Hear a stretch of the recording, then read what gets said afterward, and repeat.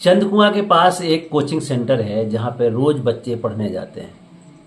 वहाँ पर एक दलित बच्ची भी कोचिंग के लिए जाती है। लगातार एक हफ्ते से वहाँ पढ़ने जा रही थी और एक पिता अपनी बच्ची को उस सेंटर पे पढ़ने के लिए भेजते थे। लेकिन एक दिन वो बच्ची सुबह कोचिंग सेंटर गई और कोचिंग सेंटर के बाद वापस नहीं आई। तो माँ बाप की चिंताएं बढ़ गई कि आखिर बच्ची गई तो गई कहाँ। इस पूरी चिंता को लेकर के उन्होंने पूरा कोचिंग सेंटर गए, वहाँ आसपास देखा, लेकिन बच्ची नहीं मिली। तो चिंताएं और बढ़ी और जब उनको शक हुआ तो फिर कोतवाली में जाकर के एक तहरीर दिया और एक गुमशुदगी अपहरण का मुकदमा पंजीकृत कराया। जी हाँ दोस्तों, नमस्कार, मेरा नाम है कुलदीप कुमार। आज हम आपके साथ एक घटना पे बात कर रहे हैं। ये घटना एक नाबालिग लड़की के साथ घटती है। उस घटना की एफआईआर होती है, जिसकी एफआईआर की कॉपी हमारे पास है, जिस पे हम आपसे बात करेंगे। लेकिन होता यह है कि जो बच्ची पढ़ने जाती है वो कोचिंग के लिए वहाँ एक हफ्ते से लगातार जा रही थी। लेकिन जिस दिन ये घटना घटी 11 बजे तक लड़की नहीं आई तो माँ बाप की चिंताएं बढ़ी, तो उन्होंने खोजना शुरू किया, नहीं पता चला। लेकिन बाद में उनको लड़की की तरफ से फ़ोन आता है कि वो दिल्ली रेलवे स्टेशन पे है। लिहाजा कुछ समय बाद जब वो बच्ची मिलती है तो उस केस को लेकर के जो शंकाएं थीं वो ख़त्म हो जाती हैं।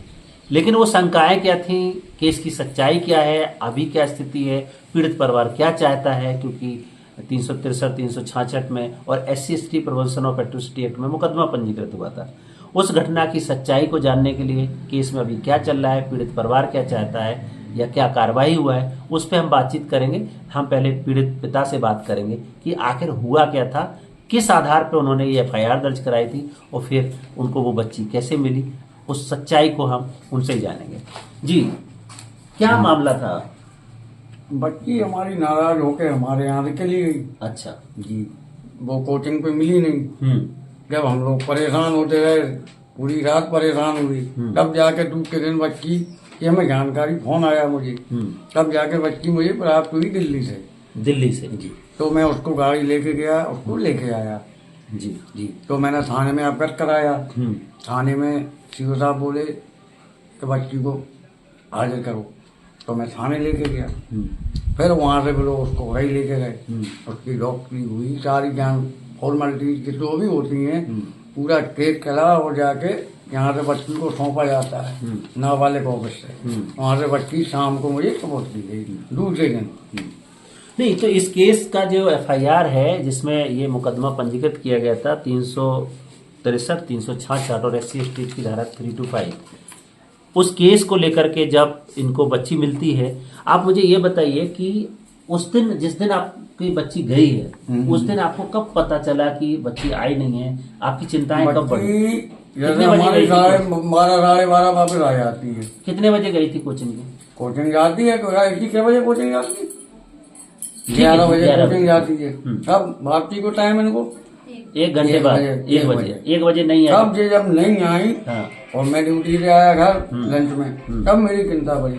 तब मैं गया कोचिंग सेंटर इनकी, बच्ची मुझे नहीं मिली। तब मेरी चिंता बढ़ी। तब मैंने पूरी पहुंच में ढूंढा, नहीं मिली। तब हमने फोन पे दिमाग लगाया, तब जाके तो आपने जिसपे शक था उसके आधार पे आपने फिर उनका 1-2 बार कॉल आया, बच्चे हैं किया होगा, तो ठीक है, चलता रहता है। उसके आधार पर हमने उनको शक में डाला। ये है। तो जब आपने तहरीर दिया, फिर आपको कितने बजे फोन आया कि बच्ची कहाँ पे है? बच्ची ने फोन किया? किसने फोन किया? बच्ची ने। क्या फोन किया? बच्ची ने कहा कि पापा जो हो गया वो हो गया, गलती मुझसे हो गई, अब मुझे लवा ले जाओ। तब मैं बच्ची को लेने गया दिल्ली। तो आपको बच्ची दिल्ली में मिली? कौन था उसके साथ में? नहीं, बच्ची हमें अकेली स्टेशन में बैठी मिली। ओके, तो वहाँ से आप लेकर के आए पुलिस थाने में, आपने बच्ची को दिया, बच्ची को हाजिर किया, वहाँ पे बयान हुए। जी। फिर कहाँ पे गए आप? One stop centre? जी, वन स्टॉप सेंटर उड़ई गए। तो क्षेत्राधिकारी महोदय जिन्होंने इस केस की जांच कर रहे थे, जिस केस को लेकर के, अभी क्या स्थिति है? आपने क्या उनको बताया, क्या लिखित में दिया है और केस की स्थिति क्या है? समझौता हुआ है, कंप्रोमाइज हुआ है, एफआईआर मतलब एफआईआर आपने क्या बोला? आपने एफआईआर कटवा दी, ठीक, केस खत्म करा दो। क्या बोले? आपका केस खत्म, अब आपको कोई प्रॉब्लम नहीं। कोई प्रॉब्लम? सीओ साहब ने खुद कहा था हमने कि आपका आया पूरे दिन हम 2 दिन परेशान रहे हो रही। अच्छा। बच्ची को लेके और मैसेज को लेके 2 दिन हो रही रुके हम। तब जाके जो केस खत्म हुआ। तो वहाँ पे वन स्टॉप सेंटर में भी बयान हुए होंगे? बिल्कुल। CWC में जो जितने भी किशोर न्याय बोर्ड है वहाँ पे भी, मतलब जितने ऑफिस रोड है नाबालिग के, हर ऑफिस में हमने कार्रवाई करी, हर ऑफिस के हमने बयान कराए बच्ची को। तो चूंकि बच्ची नाबालिग थी तो इसको लेकर के जो किशोर न्याय बोर्ड है उन्होंने बच्ची का बरामदगी करा करके इनको वो लेटर दिया जिसमें इनको बच्ची की सुपुर्दगी दिया कि आपकी बच्ची है, आप इसको ले जाइए। क्योंकि बच्ची 17 साल की उम्र दर्शाई गई है जिसके साथ ये घटना जो बताया गया है कि उनको वहाँ पर मिली है, उसमें बाद में जब इनको पता चलता है, बच्ची के साथ बातचीत करते हैं, बच्ची ने इनको अपनी सच्चाई बताई कि मैं नाराज होकर के गई, मेरे साथ जो भी हुआ हो गया, लेकिन अब हम घर आना चाहते हैं। तो ये वहाँ से जाकर के बच्ची को लेकर के आए। पुलिस ने उसके बाद आपको क्या बोला? पुलिस तो मान लो हमारे व्यवहार में ऐसी कोई प्रॉब्लम नहीं है पुलिस से। तो आज की स्थिति क्या है? अभी केस खत्म हो गया है आपका? कुछ केस में पुलिस नहीं आई हमारे पास। अब अभी आप क्या चाहते हैं आगे? कुछ नहीं, केस हमारा खत्म है तो खत्म है।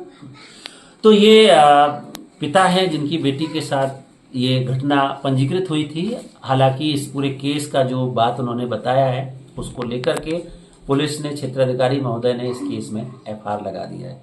फाइनल रिपोर्ट सबमिट करते हुए कोर्ट को सबमिट किया है कागज, क्योंकि जो पिता हैं वो आगे इस पे कोई एक्शन, कोई कार्रवाई परिवार नहीं चाहता है। बच्ची के भविष्य का सवाल है जो कि नाबालिगी की स्थिति में है। आने वाले समय में उसके करियर को आगे बढ़ाना है। उसको आगे बढ़ाने के लिए माँ बाप की जो चिंताएं होती हैं वो निश्चित तौर से हम सब समझ सकते हैं।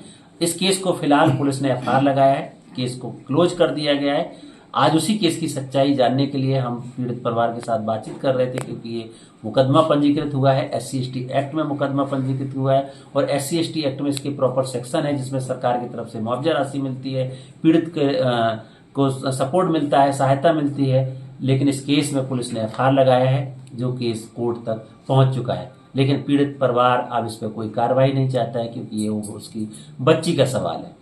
आज की कहानी में इतना ही, कल फिर मिलेंगे, तब तक के लिए नमस्कार, जय भीम, जय संविधान।